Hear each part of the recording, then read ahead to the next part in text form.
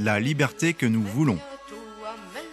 L'émission de l'association pour une constituante. Car il pense comme moi que rien ne vaut mieux ma foi qu'une république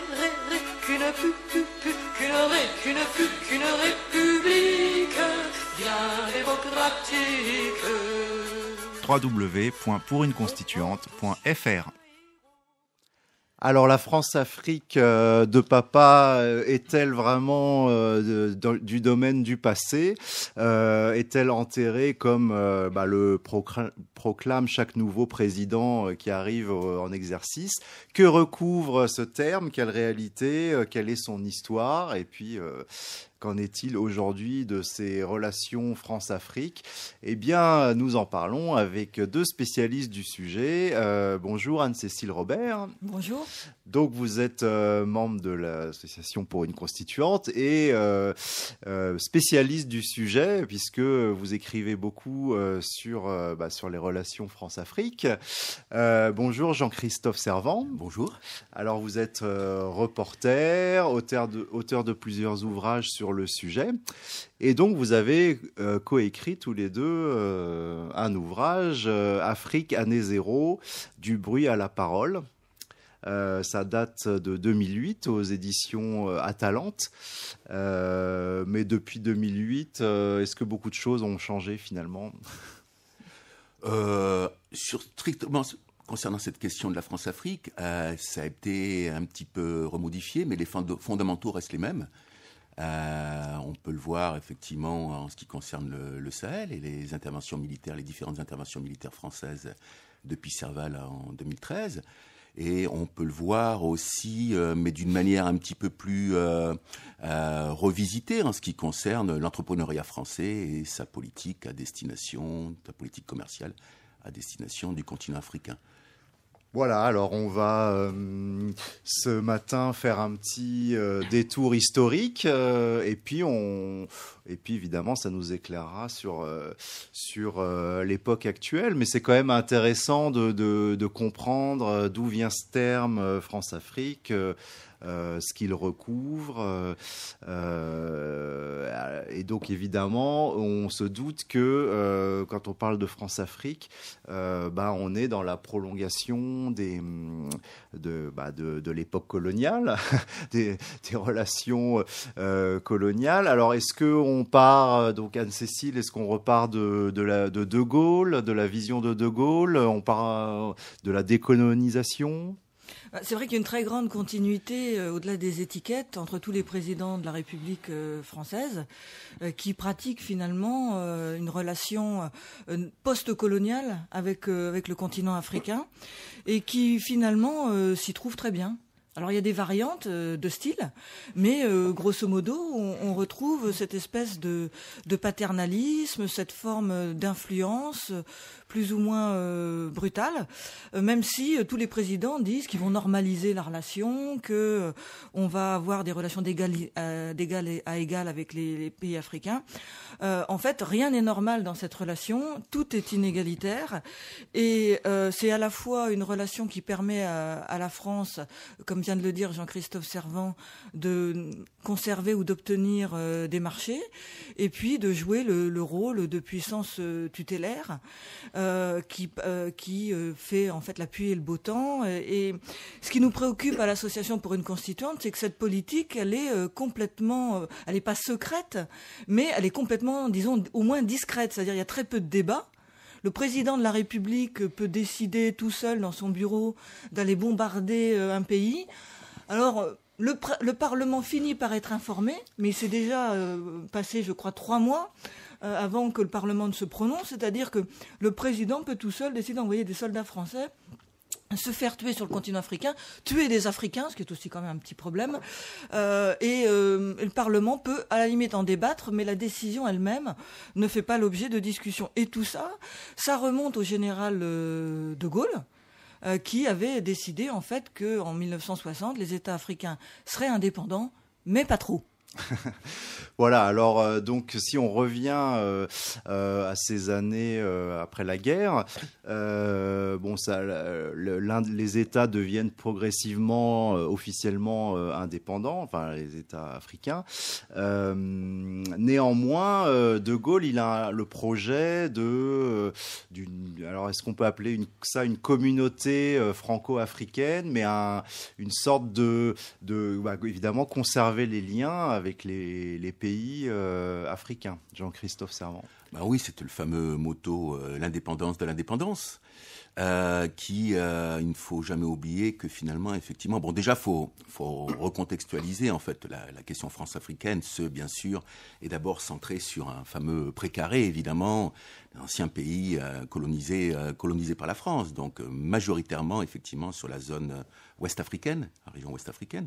Donc, effectivement, au moment des processus d'indépendance et de cette volonté de la part de l'Élysée et de Gaulle de pouvoir garder effectivement des relations assez bénéfiques pour l'ancienne puissance coloniale. On voit de nombreux nouveaux gouvernements de ces pays tout jeunes indépendants, évidemment, ajuster leur politique et leurs relations avec l'ancienne puissance tutélaire, à savoir avec Paris. Au milieu de ce concert, évidemment, de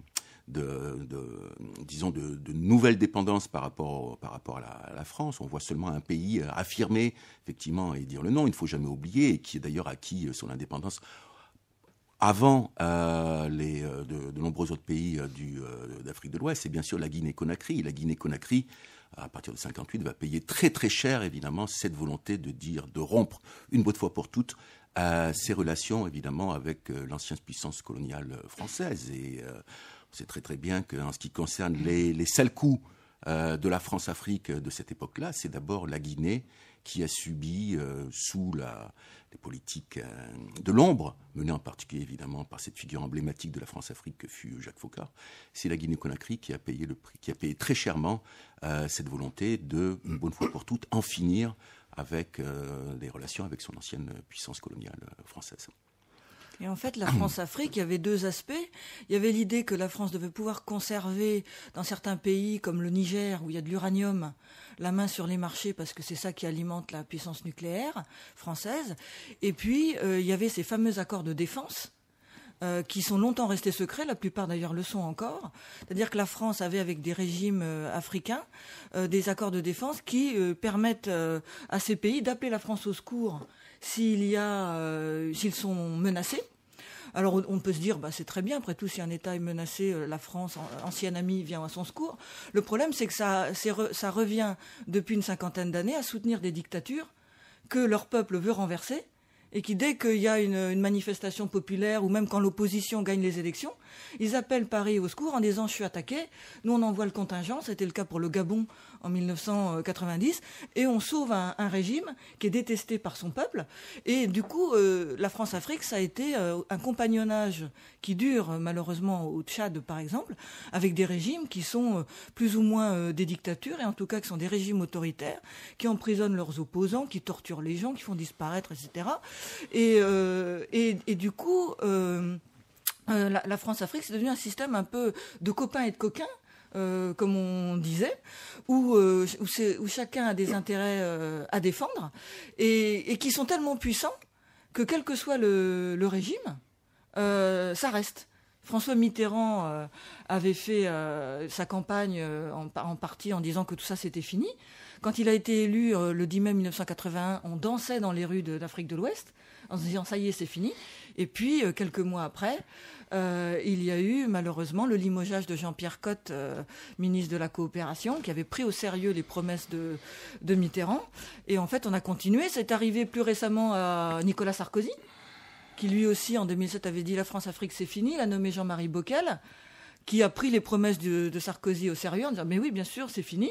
Et puis il y a eu le fameux coup de fil d'Omar Bongo, président du Gabon, à Sarkozy en disant c'est quoi ce cirque, vous n'allez pas remettre en cause notre amitié éternelle. Sarkozy a dit oui et Bockel a été viré. Voilà, donc tout ça continue, et comme l'a dit Jean-Christophe Servan à l'instant, l'indépendance se paye très cher.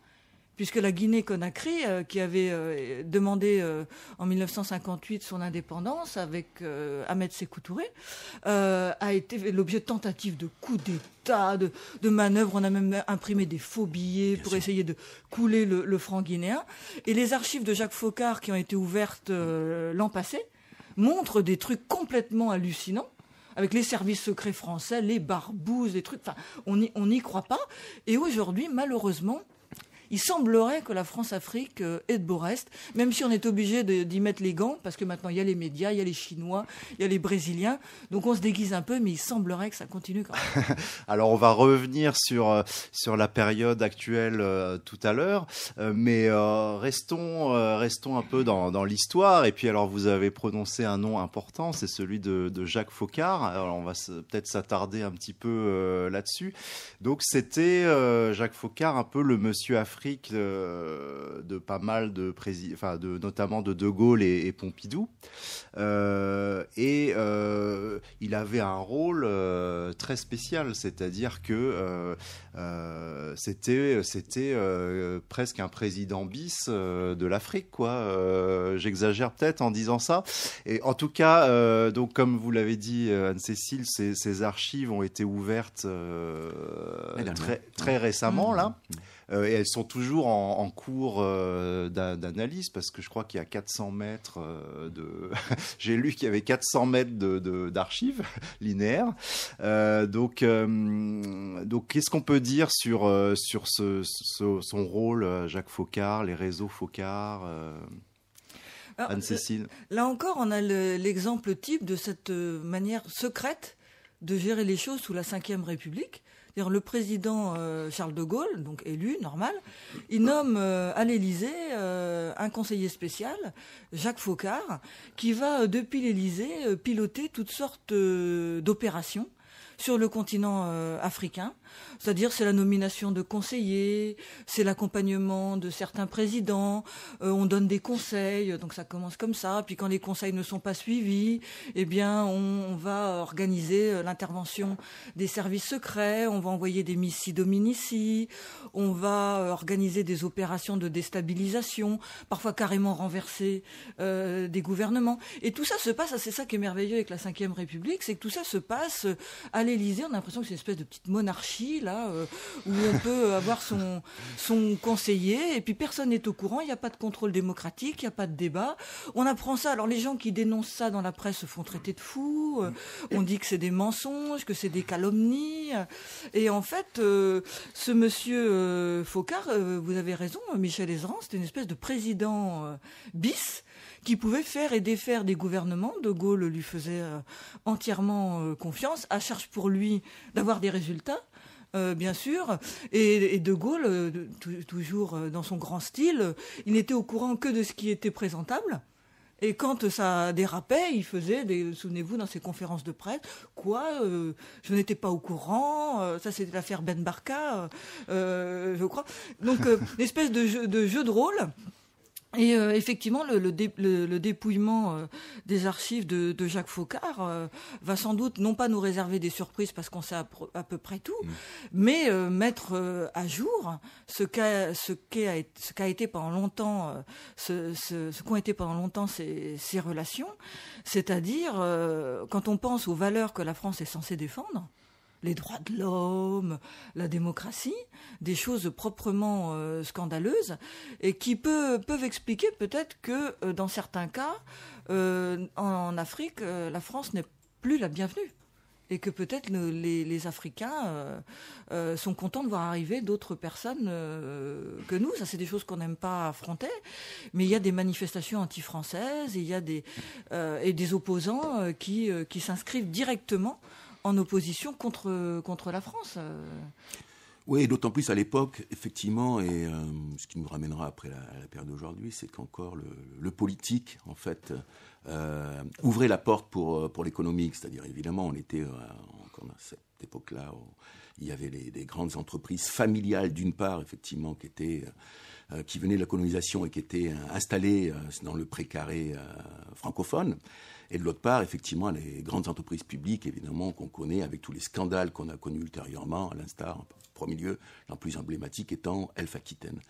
Et donc, le politique, finalement, huilait les portes de manière à ce que ces grandes entreprises, en particulier publiques, puissent obtenir les meilleures parts de marché et garder leurs prérogatives, évidemment, sur les hérésies géologiques que représentent nombre de ces pays d'Afrique de l'Ouest. Ce qui est un petit peu différent aujourd'hui, moi je pense qu'on en parlera après, c'est-à-dire où finalement on s'aperçoit aujourd'hui que c'est plutôt l'économique qui semble un petit peu devancer le politique et plutôt ouvrir la porte, il faut dire, ce qui reste du politique. Mais on en parlera après. Voilà. Et puis, à l'époque, on avait besoin que le politique prépare le terrain. Alors, Focard, vraiment, quand on lit des choses là-dessus, c'était un peu le barbouze en chef et il organisait plein d'opérations.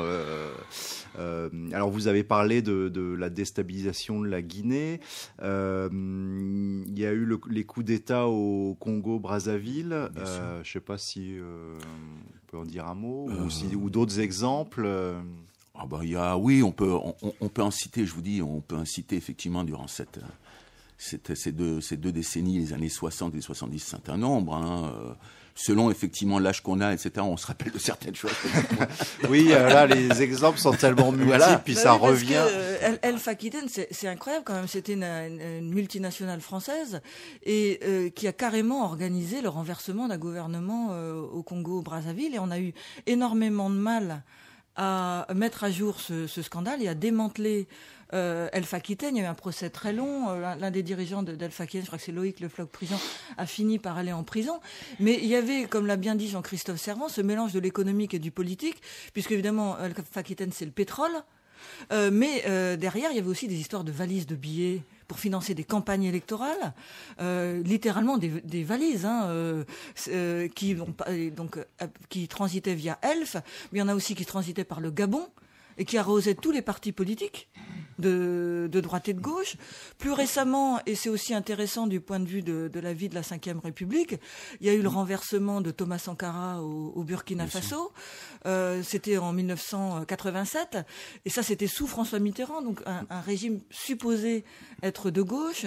Thomas Sankara, homme de gauche, qui voulait un autre développement, auto-centré, antilibéral, qui avait une dimension panafricaniste. Donc tout ça aurait dû plaire à François Mitterrand, qui était supposé être un socialiste, mais comme ça remettait en cause les intérêts des entreprises françaises, on sait maintenant que le coup d'État qui a renversé Thomas Sankara et dans lequel Thomas Sankara a trouvé la mort a été sinon organisé par Paris, du moins adoubé et soutenu, puisque le coup est parti de Côte d'Ivoire, à l'époque de Félix Houphouët-Boigny, et que pendant 25 ans, c'est Blaise Compaoré qui a été à la tête du Burkina Faso, qui a été renversé en 2014 et qui a été ce qu'on appelle un proconsul de la France, un peu comme sous l'Empire romain. Voilà, comme sous l'Empire romain, la France a des proconsuls, c'est-à-dire des régimes amis qui gardent la maison. À distance. Alors il y a Blaise Compaoré qui est parti, il y a Idriss Déby au Tchad. On parle beaucoup du Tchad en ce moment puisque c'est à partir du Tchad que l'opération Barkhane, c'est-à-dire le dispositif militaire français de lutte contre le terrorisme, est organisé, positionné. Ouais, on va y revenir tout à l'heure. Et donc tout ça, c'est la France-Afrique, c'est-à-dire ce mélange d'économique et de politique.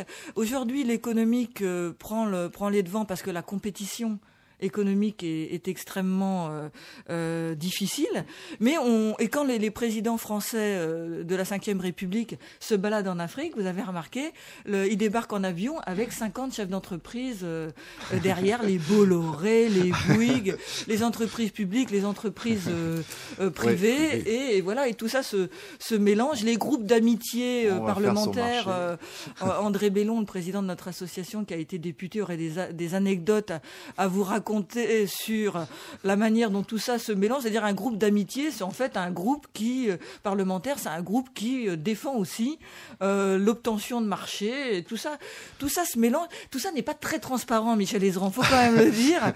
Et je pense que les citoyens français ne mesurent pas la manière dont ce régime de la Ve République se vautre dans le mélange des genres, dans une joyeuse Copinage, ça serait Alors, copinage. D'autant plus qu'il faut jamais oublier aussi que le contexte faisait qu'effectivement, en ce qui concerne la fabrication des élites des indépendances, en particulier en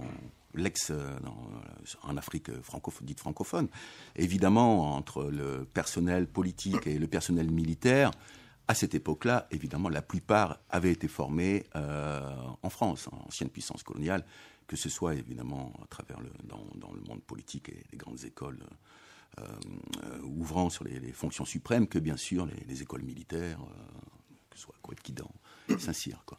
Donc on retrouvait après, comme par hasard, au pouvoir durant cette époque-là, après, comme le dit Anne-Cécile Robert, après souvent des coups d'État orchestrés par la France, on retrouvait évidemment des militaires défroqués devenus chefs d'État ou des directeurs de banque centrale, etc., ou le ministère du Commerce, très proches, bien sûr, de l'élite de notre vieux pays qui s'appelle la France. Ouais.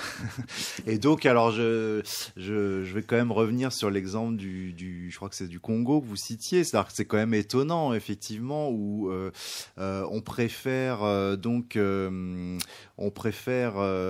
mettre à bas un régime qui devrait, qui semble plutôt aller dans le bon sens, puis qui semble plutôt humaniste, etc., qui semble plutôt aller dans le sens politique d'un François Mitterrand pour privilégier les intérêts économiques, quoi. C'est donc, selon vous, c'est ce qui a justifié que la France légitime ce coup d'État au Congo Brazzaville. Alors, sur le Congo-Brazza, oui, aussi, évidemment, bien sûr, en ce qui concerne les crises qu'a connues et les différentes guerres civiles qu'a connues le Congo-Brazza durant les années 90, évidemment, c'était lié aux faits pétroliers dont Elf Aquitaine, à l'époque, était le principal bénéficiaire. Et il est évident, on le reprend. De toute façon, à cette époque, en ce qui concerne, et même sur l'uranium, comme l'a rappelé Anne-Cécile, en ce qui concerne les différents gouvernements aussi qui sont succédés au Niger à cette époque-là, c'était aussi de par la volonté pour la France d'affirmer son statut de puissance nucléaire et ayant besoin de ressources, de premières ressources, ça se trouvait au Niger. Non, c'était d'une manière à la fois extrêmement simple, terriblement simple et terriblement accablante pour les autorités politiques françaises. Mais le travail des historiens est en train d'être mené, à l'instar de la déclassification des dossiers Focard donc depuis 2 ans.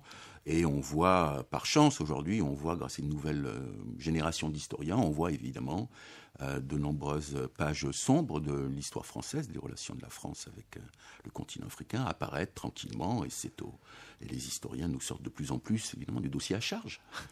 Alors, donc, Anne-Cécile, vous n'attendez pas de surprise des archives Focard. Vous pensez qu'on sait l'essentiel? Je pense que, et c'est ça qui est un peu triste pour notre démocratie, c'est que c'est un système où on sait tout, mais qui n'a pas de conséquences. Parce que nos institutions sont fabriquées de telle manière qu'en fait, les régimes peuvent se maintenir sans que les choses changent. Et les présidents de la Ve République, ils affrontent des scandales et rien ne peut les remettre en cause durant leur mandat.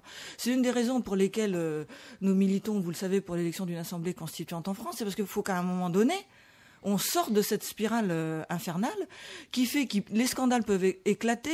Il y a même d'anciens présidents qui sont mis en examen. On découvre des histoires de valises de billets, on découvre des scandales les uns après les autres et rien ne se passe. Donc à un moment donné, il faut sortir de l'épure, il faut sortir du jeu et recommencer une nouvelle partie. Et la Ve République, franchement, elle a fait son temps. Et Jean-Christophe Servan, qui va régulièrement sur le continent africain, qui fait des reportages, il se rend bien compte qu'on va finir par être des has-beens, nous les Français. Si on continue à se comporter comme ça, si on ne fait pas preuve d'un petit peu d'intelligence et de pragmatisme, on va finir par se faire jeter dehors.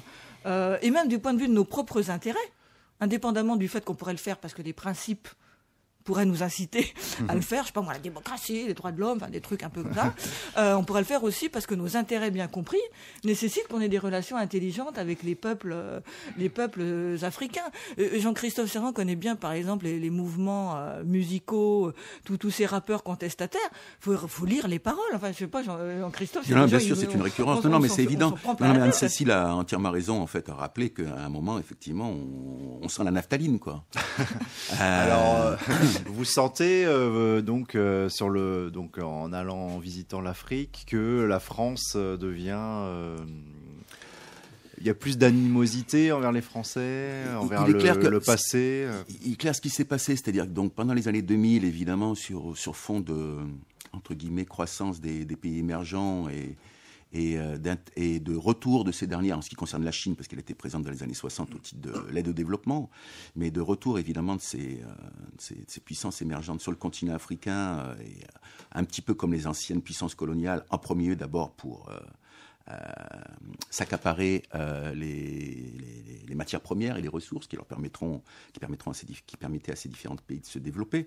On a commencé un petit peu, alors la France a commencé à dire, on est rentré dans ce qu'on appelle aujourd'hui la Chine-Afrique, c'est-à-dire le bashing, c'est-à-dire la critique à l'égard de ces nouvelles puissances venues des pays du Sud, évidemment, qui ont des attitudes néocoloniales, qui ont des pratiques sociétales terribles, qui traitent mal leurs travailleurs, qui polluent évidemment l'environnement, etc. C'était en oubliant totalement, finalement, que les entreprises françaises, effectivement, durant les années 60, 70, 80, 90, en fait, avaient procédé de la même. Donc, on a trouvé, en fait, une sorte de bouc émissaire pour oublier, finalement, de parler des pratiques qui avaient été menées en particulier par les grandes entreprises françaises sur le continent africain. Ça a à la fois aussi particulièrement inquiété les politiques françaises à cette époque-là, parce qu'évidemment, on voyait déjà un petit peu l'aura, si on peut parler d'une certaine manière, l'aura de la France commençait à pâlir, et même dans son précaré. Il est clair qu'aujourd'hui, évidemment, avec aussi une nouvelle génération de citoyens du continent africain, etc., il y a une remontée aiguë des affaires, un rappel aigu des affaires dans laquelle la France a été impliquée durant cette grande période de la France-Afrique. Et malheureusement, avec le retour en particulier de la France au niveau militaire, depuis 2013 évidemment dans le Sahel, ce ressentiment global, au-delà même par rapport à l'armée française, mais au-delà global par rapport à la France, est en train de remonter de manière très très aiguë, finalement, depuis la mise en place de l'opération Serval dans le nord du Mali en 2014. Ouais. Alors, donc, il y a tout un tas de nouveaux... Enfin, vous expliquez qu'il y a un tas de nouveaux acteurs qui agissent sur le terrain africain. Donc, en premier lieu, la Chine. J'imagine que ça doit pas être beaucoup mieux que la France. Dans l'absolu, non, bien sûr, évidemment, on peut, mais en même temps, il faut reconsidérer. En ce qui concerne de nombreux pays du continent africain, ce monde encore plus multipolaire, cette multiplication des partenariats avec différents pays a quand même permis à certains gouvernements africains, évidemment, de pouvoir un petit peu prendre du recul par rapport aux anciennes puissances coloniales avec lesquelles ils maintenaient des relations diplomatiques et commerciales en premier lieu particulièrement fortes. Donc il y a cet aspect-là qui, pour autant, a été assez bénéfique, on pourrait dire effectivement, pour le continent africain. De l'autre côté, évidemment, de nombreuses entreprises, aussi bien publiques ou privées, venues des pays du Sud, mais il y a la Chine, il y a le Brésil, il y a plus récemment l'Inde, ont eu les mêmes pratiques commerciales et les mêmes pratiques finalement que les anciennes multinationales françaises en particulier, non, c'est vrai. Donc leur intérêt, ces nouveaux pays émergents, peut-être ces nouvelles puissances pseudo-coloniales, c'est les marchés, c'est les terres, on parle beaucoup de l'accaparement des terres, les ressources naturelles, c'est tout ça? Alors l'accaparement des terres, alors là aussi, parce qu'il y a eu beaucoup, alors durant cette folle décennie que furent les années 2000 pour le continent africain, parce qu'aujourd'hui ça commence un petit peu à se ralentir, et il y a de nouveaux signaux assez inquiétants qui apparaissent sur le continent. Durant cette folle décennie, évidemment, on a tout mis sur les pays du Sud, c'est-à-dire Les mauvaises pratiques sociales, de responsabilité sociale et environnementale, etc., c'était la faute aux Chinois. L'accaparement des terres, c'était la faute aussi au monde asiatique, au monde arabe, etc. Mais il ne faut jamais oublier que pour autant, qu'en ce qui concerne la question de l'accaparement des terres, qui est une vraie question actuellement, et qui d'ailleurs, on sait très très bien actuellement, il y a un procès en diffamation qui est mené par Bolloré, contre en particulier l'équipe de Bastamag et d'autres qui ont relayé les informations relayées par Bastamag, l'accaparement des terres reste pourtant le fait de grandes multinationales de l'agroalimentaire occidentale et en particulier française. On a caché pendant les années 2000, en fait, on a tout mis évidemment sur les pays du Sud. On a accusé la Chine, on a accusé en fait d'autres pays effectivement issus qui commençaient à s'imposer, qui étaient à une forte croissance, en disant c'est eux les responsables, etc. Nous finalement nos pratiques étaient meilleures. Mais en fait, on s'aperçoit, quand on visite par exemple cette question de l'accaparement des terres, et nous avons une consoeur, Augusta Conciglia, qui travaille beaucoup cette question-là sur l'accaparement des terres, contrairement à ce qu'on pourrait imaginer, ce n'est pas seulement l'Inde ou les pays du Golfe, effectivement, qui sont venus se ruer sur les terres potentiellement arables du continent africain. Ça reste des multinationales et des grandes entreprises de l'agroalimentaire français et occidental. Alors donc ça c'était quand même un phénomène un peu nouveau, c'est-à-dire que des pays arabes ou asiatiques je sais pas, achètent ou accaparent des terres pour simplement faire pousser des cultures d'exportation. Des cultures qui vont eux-mêmes consommer. C'était un peu un... Oui, et pas que consommer d'ailleurs, puisque il ne faut jamais oublier que sur cette question de l'accaparement des terres, en fait, c'est aussi bien prenons un cas en ce qui concerne l'Éthiopie, qui est un pays qui attire beaucoup de monde, et les Français en particulier, parce qu'il ne faut jamais oublier aujourd'hui que la France essaie de sortir de son précaré. C'est-à-dire que les nouvelles politiques, et là on en parlera un petit peu, mais la fameuse diplomatie économique a commencé à être initiée sous le mandat de Sarkozy, où en 5 ans, on a vu tous les travers de la France-Afrique résumés en 5 ans, 50 ans de France-Afrique résumés en 5 ans, et puis ensuite qui a été accéléré sous Laurent Fabius, qui vient de quitter le Quai d'Orsay. Cette diplomatie économique a commencé, la volonté a été de sortir justement du précaré d'Afrique de l'Ouest pour commencer un petit peu à aller fourguer notre savoir-faire et nos entreprises en Afrique lusophone et en Afrique anglophone, qui sont les régions du continent africain qui, pendant les années 2000, ont connu la plus forte croissance. La question des terres, et pour revenir à l'Éthiopie, la question, par exemple, de l'accaparement des terres éthiopiennes, ce ne se limite pas évidemment à des cultures d'exportation, comme on pourrait dire le soja, des choses comme ça, mais aussi à, on le voit très très bien, la Saint-Valentin vient de passer, mais aussi la production de roses, pour pouvoir en offrir à notre compagne C'est-à-dire la semaine dernière. On accapare des terres en Éthiopie pour pouvoir faire pousser des roses. Entre autres, oui, bien sûr. Entre autres. Mais majoritairement, évidemment, ce ne sont pas des cultures qui bénéficient à la population locale dans le cadre de son autosuffisance alimentaire. On peut le constater malheureusement actuellement, alors qu'une grande partie du continent africain, que ce soit l'Afrique australe et l'Afrique de l'Est, vit une grande sécheresse confortée par El Niño qui menace aujourd'hui l'autosuffisance alimentaire de 13 à 14 millions de personnes sur le continent. Ce qui est triste, c'est que la France ne défend pas un modèle particulier. Alors que historiquement, on avait une histoire différente. Depuis la Révolution française, on était censé développer d'autres valeurs. Et en fait, à l'extérieur, et en particulier en Afrique, on se comporte comme les autres. Et concrètement, depuis les années, en particulier les années 2000, mais même au-delà, on défend, comme tout le monde, l'économie libérale, les privatisations, toutes ces choses qui finalement sont pour le continent africain des médicaments qui tuent. Et on évoquait à l'instant la question des terres. On sait qu'en matière agricole, ce modèle qui est soutenu par la France, par l'Union européenne, par les États-Unis, le modèle de privatisation d'une part et puis de culture d'exportation, c'est un modèle qui, comme vient de le rappeler Jean-Christophe Servan, peut provoquer des crises alimentaires, parce que comme c'est tourné vers l'exportation, évidemment ça se fait par exemple au détriment des cultures vivrières, et puis ça ne permet pas aux pays africains d'accéder à une souveraineté alimentaire qui pourrait leur permettre déjà d'exploiter des ressources en accord rapport avec la géologie, avec la géographie, et non pas de pratiquer des cultures prédatrices.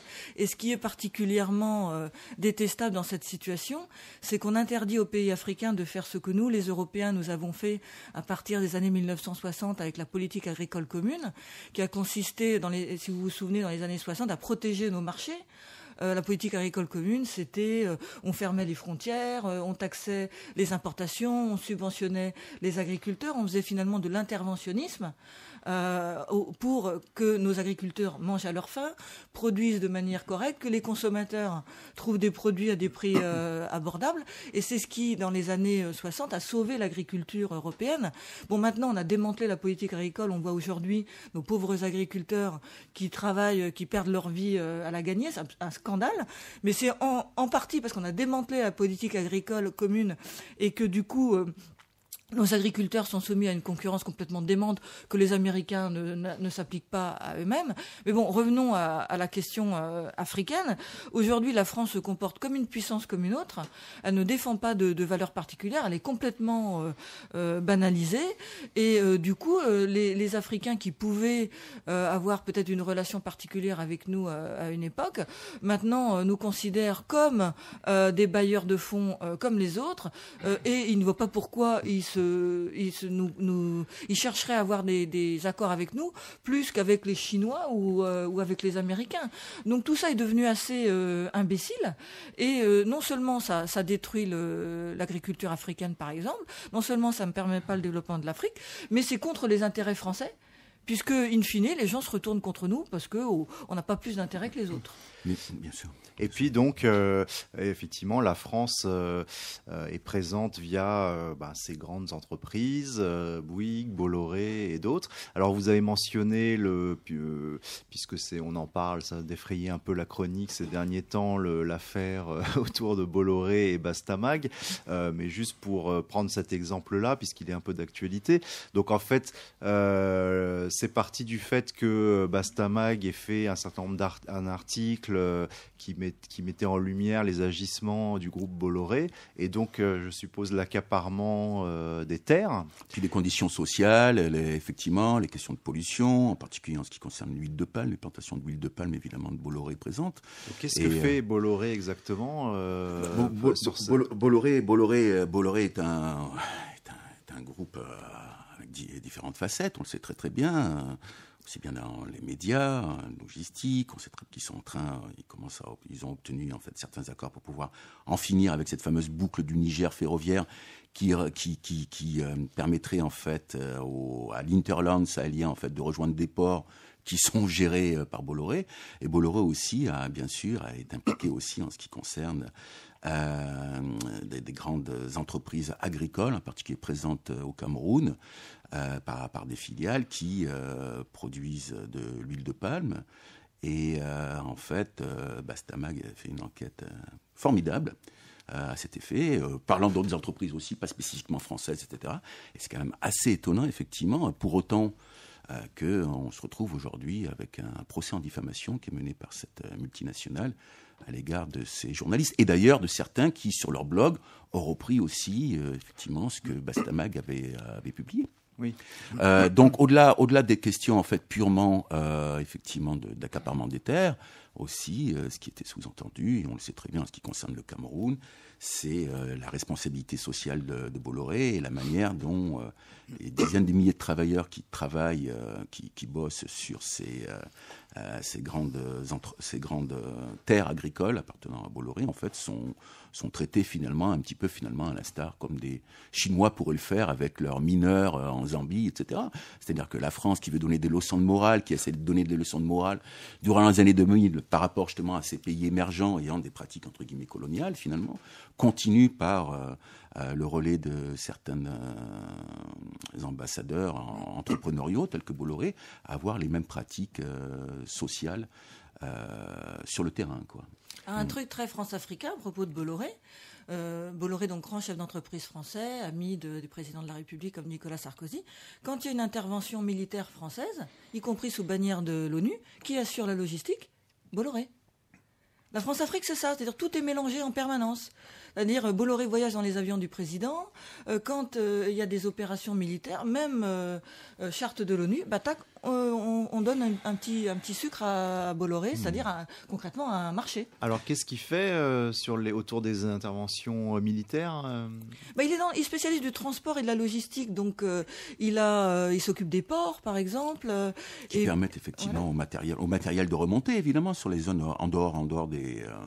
et d'ailleurs, je crois il y a une nouvelle liaison qui, en ce qui concerne l'armée française, vient d'être ouverte. Mais effectivement, les ports gérés par Bolloré, les concessions que Bolloré a obtenues sur de nombreux ports, la côte ouest africaine, effectivement, permettent, entre autres, évidemment, au matériel français, à certaines parties du matériel militaire, de pouvoir être ramené, monté ensuite, évidemment, vers le nord. Quand il y a des opérations militaires, du coup, ça c'est donne un port, des nouveaux marchés pour Bolloré. Alors écoutez, voilà, mais en même temps, il y a une grande compétition, évidemment, en ce qui concerne Bolloré, pour certaines attributions de concessions. On sait qu'il y a une lutte féroce qui se passe, justement, puisque avec, entre guillemets, une certaine forme de croissance qu'a connue le continent africain durant les années 2000, évidemment, les ports sont plus que jamais importants et les infrastructures, en premier lieu les infrastructures ferroviaires, à l'instar de cette fameuse boucle du Niger pour laquelle Bolloré a obtenu des concessions pour pouvoir les finir, sont extrêmement importantes parce qu'il en va de la croissance du continent africain. Mais une autre chose, pour revenir à ce que disait Anne-Cécile et par rapport aux valeurs qui est censée représenter notre pays, une autre question qui est très importante mais qui nous ramène aussi à l'économique, c'est pourquoi justement, tout en étant porteur de ces valeurs, la France n'a pas aidé à ce que de nombreux pays africains reconsidèrent en particulier leur politique fiscale. Parce que aussi derrière tout ça, évidemment, si on revient stricto sensu à la question économique, c'est aussi, il s'avère que depuis, et surtout particulièrement depuis le début des années 2000 ou la fin des années 90, le moment où avec l'émergence entre guillemets de ces nouveaux géants du Sud et leur appétence pour le continent africain et leur intérêt pour les matières premières du continent africain, même dans ce qui concerne les pays un petit peu proches de la France, en Afrique de l'Ouest, il n'y a eu aucune reconsidération des politiques fiscales de manière à ce qu'il y ait beaucoup plus d'argent qui puisse rentrer dans les caisses de l'État. On est toujours à des niveaux de taxation à peu près de 25-26% concernant les grandes multinationales qui sont présentes, dont françaises, qui sont présentes en particulier dans cette partie du continent africain. Et on sait très très bien qu'au-delà même, en fait, par rapport à ce plancher de 25%, on sait très bien qu'il y a eu une énorme d'évitement fiscal qui a été mené par ces transnationales, en particulier Bolloré, évidemment, par les filiales des exportations vers des pays tiers, etc. Donc une vraie question aussi, et on se dit pourquoi effectivement ces pays du continent africain n'ont pas essayé un petit peu de revoir leur politique fiscale, en particulier par rapport aux entreprises françaises. On peut se poser la question, qui est derrière, et qui est derrière finalement, évidemment, disons les programmes économiques et initiés par de nombreux gouvernements de ces pays proches de la France. Bon, j'espère que Aligre FM ne sera pas poursuivi en justice suite à nos propos. Alors, on a parlé donc de l'aspect économique, la présence des entreprises françaises, l'aspect politique. Donc, on voit que finalement, ces derniers temps, ça change pas. En tout cas, sous Sarkozy, vous l'avez dit, ça a surtout pas changé. Une sorte de quintessence. Oui, parce qu'on n'a pas parlé de Kadhafi et tout ça, mais bon, il y a eu ça aussi sous Sarkozy. Mais venons-en au volet aussi militaire, parce que là, un autre sujet d'actualité, c'est, vous l'avez effleuré tout à l'heure, la lutte contre le terrorisme. Et donc, il y a un certain nombre d'opérations militaires au Mali et puis au Tchad, et il y a l'opération Barkhane. Qui est l'opération menée au Sahel par l'armée française. Alors, expliquez-nous un petit peu ça. Qu'est-ce que c'est vraiment que l'opération Barkhane ? Oui, allez-y, Jean-Christophe. Écoutez, déjà, effectivement, revenons à Sarkozy, parce que je crois que la première fois, que c'est avec Fillon, en 2010, la première fois qu'on a annoncé effectivement la France était en guerre contre le terrorisme sur le continent africain, je crois que c'était dans les propos de François Fillon, ancien Premier ministre sous Sarko, et c'était un moment la mort de ressortissants français, si je m'abuse, en Mauritanie. Pour autant, donc, je veux dire que déjà, voilà, le terrain était un petit peu bétonné, si on peut dire, pour ce qui nous amène à l'intervention française, évidemment, d'abord Serval, en Anne-Cécile, si tu me rappelles, 2013. Hein, 2013. Alors, l'opération Serval. Voilà. Alors que depuis 2 ans au Mali, à peu près 1 an et demi et 2 ans au Mali, on était dans une sorte de gouvernement transitoire, très tendu, sous prétexte évidemment d'empêcher des convois venus du Nord, proches de certains groupes radicaux. La France est intervenue militairement en 2013. Alors là aussi, on a une histoire france-africaine, parce qu'effectivement, le Mali était dans une situation très dangereuse, puisque les terroristes menaçaient de renverser un gouvernement démocratique et d'installer un régime islamiste avec toutes les joyeusetés qui accompagnent ce type de régime. Et donc, le gouvernement malien a appelé la France au secours en vertu des accords de défense, puis aussi parce que la France était la seule à pouvoir mener une opération militaire extrêmement rapidement. Mais on sait aujourd'hui que l'appel au secours du président malien a été rédigé au Quai d'Orsay. Donc c'est une espèce d'appel au secours très, très organisé, très france-africain. Bon, on est entre amis. Et en fait, c'est les secouristes qui s'appellent eux-mêmes au secours. Cela dit, dans le cas du Mali, on était dans une situation particulièrement préoccupante et qui nécessitait probablement une intervention. Mais ça pose la question de l'autonomie des pays africains qui ne sont toujours pas en mesure aujourd'hui d'assurer leur propre défense. Je sais que l'Union africaine est très préoccupée par ça. Donc il y a le Mali, mais il y a la Centrafrique également. La France a des troupes en permanence sur le continent africain. C'est quelques milliers d'hommes avec des bases permanentes. On forme les militaires africains.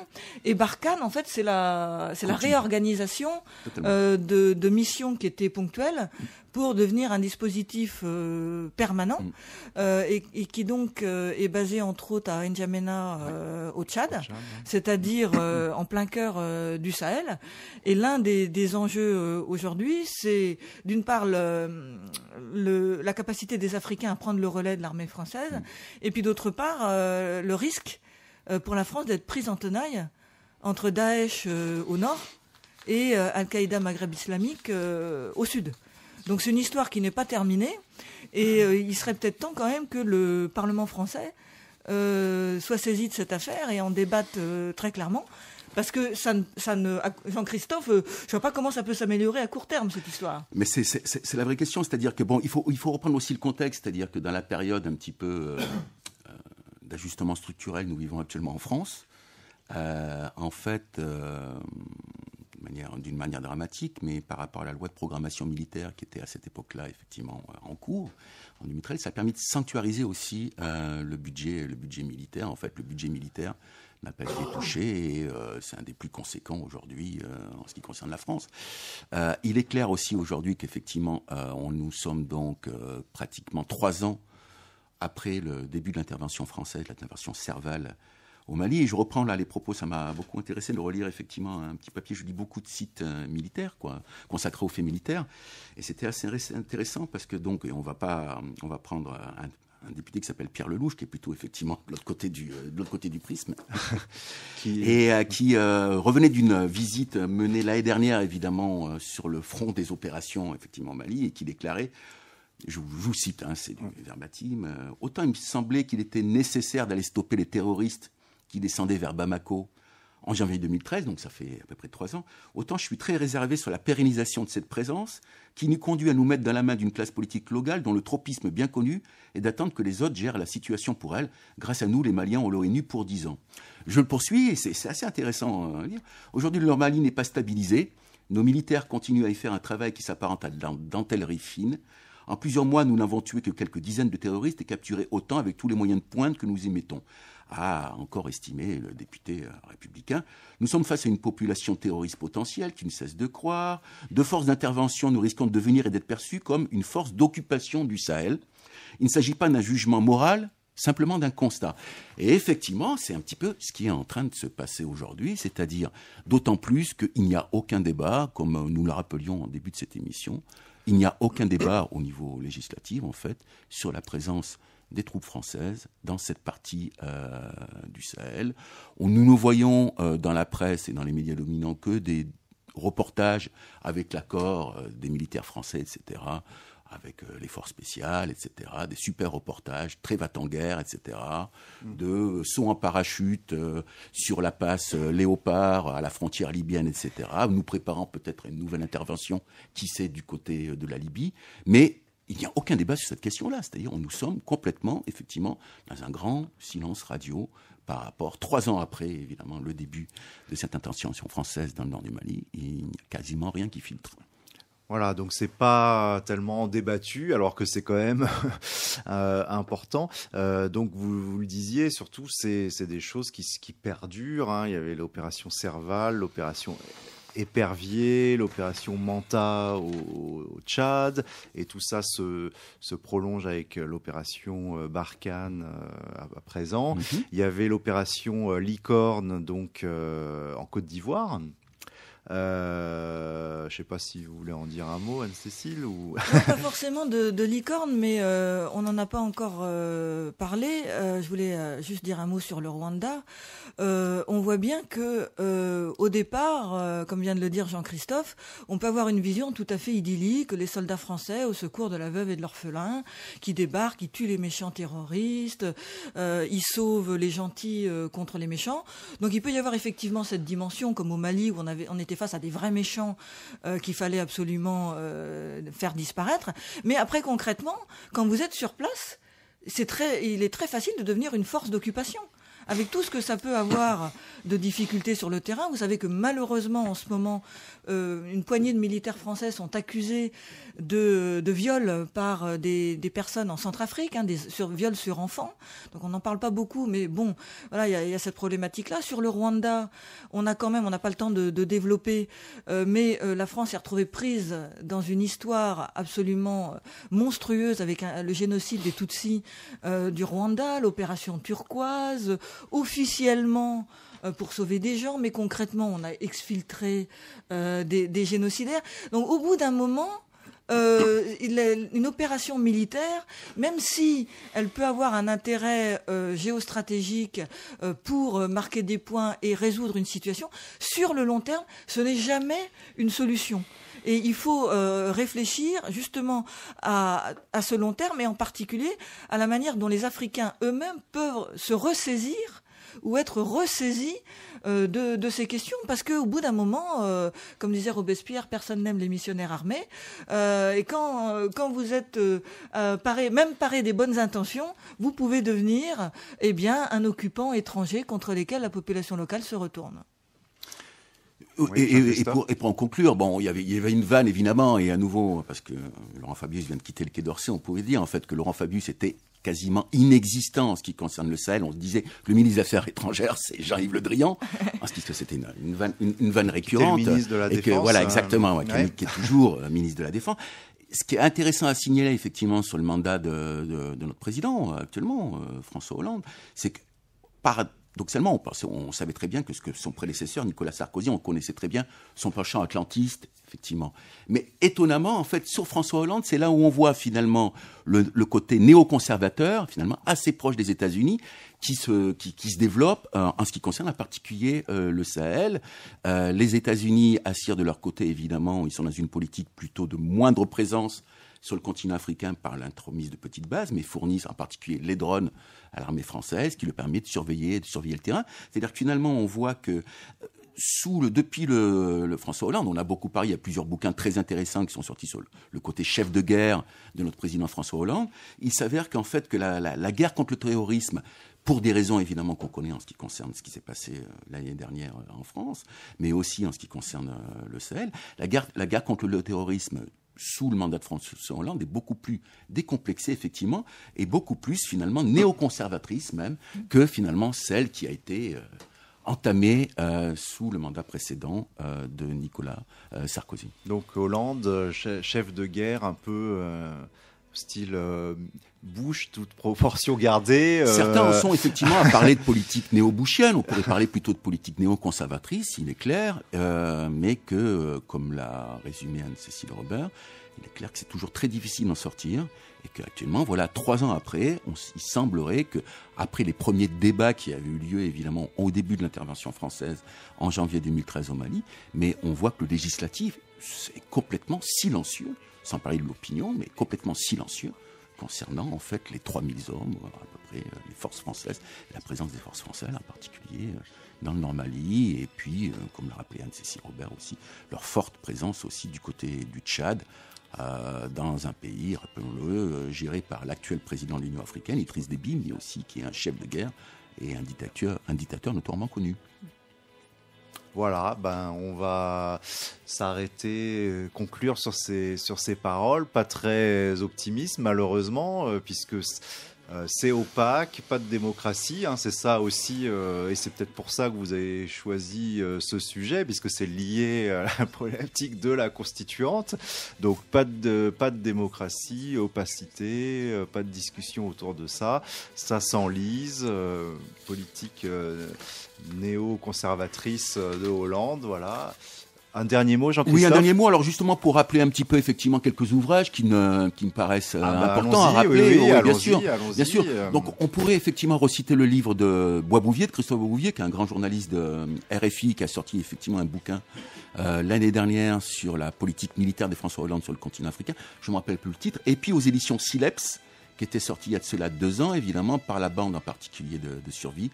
Il y avait un bouquin, donc j'essaie de retrouver le nom, qui était sorti aux éditions Sileps, mais j'essaie de le retrouver. Alors en attendant que vous le retrouviez, je vais citer le vôtre, puisque vous êtes modeste. Ça tout de suite. Alors le vôtre, c'est donc Afrique année zéro, du bruit à la parole, aux éditions Atalante. Voilà. L'Atalante en 2008, donc signé Anne-Cécile Robert et Jean-Christophe Servan.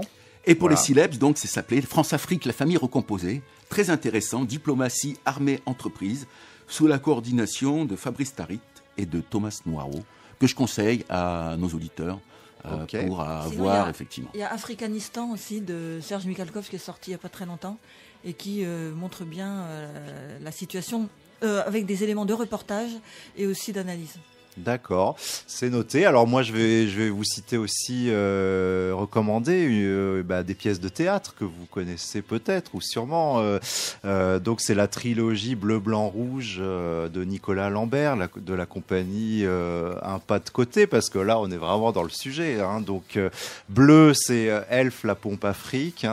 Donc c'est vraiment notre sujet d'aujourd'hui. Dans les bonus. Un grand classique. Vous êtes dans les bonus, c'est-à-dire j'ai été interviewé par les auteurs du DVD Elf, la pompe Afrique, et je dis tout le bien que je pense de la Ve République et de la France-Afrique. Alors oui, parce que... Donc c'est chaudement recommandé à vos auditeurs, Michel Ezran. Voilà, alors donc non seulement, c'est difficile de voir les pièces en ce moment parce que justement ils n'ont pas de théâtre où se produire, mais alors on peut acheter le DVD et Elf, donc la pompe Afrique. vous voir Anne-Cécile dans le Elf, la pompe Afrique, mais il y a aussi quand même Blanc, donc un avenir radieux, une fission française, donc c'est le nucléaire, mais là c'est aussi lié à l'Afrique. Et troisième volet, toujours lié à l'Afrique et à l'opacité, au manque de démocratie, c'est Rouge, le maniement des larmes, donc sur l'armement. Voilà, les 3 mamelles. Les 3 mamelles de la France, de la démocratie de la française. Ok, merci beaucoup Anne-Cécile Robert, donc, et merci Jean-Christophe Servan d'avoir été avec nous. Petit jingle, on se quitte. La liberté que nous voulons. L'émission de l'association pour une constituante. Car il pense comme moi que rien ne vaut mieux ma foi qu'une république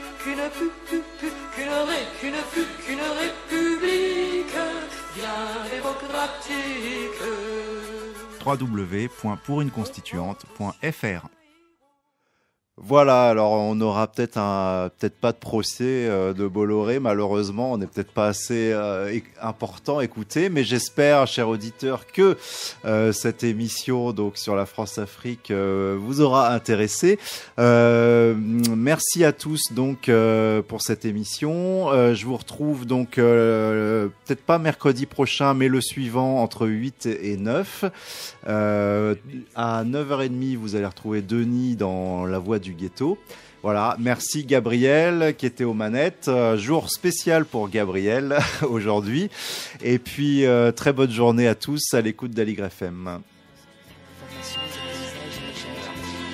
Vous pouvez aussi refouler ça c'est un autre problème. D'ailleurs,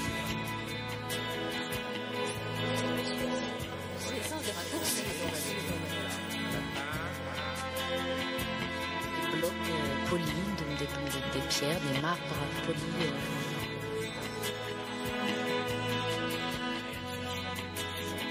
Ils sont très forts, tous ces vieux parce qu'ils disaient que et ces formations rocheuses, cette formation minérale qui représente tous les principes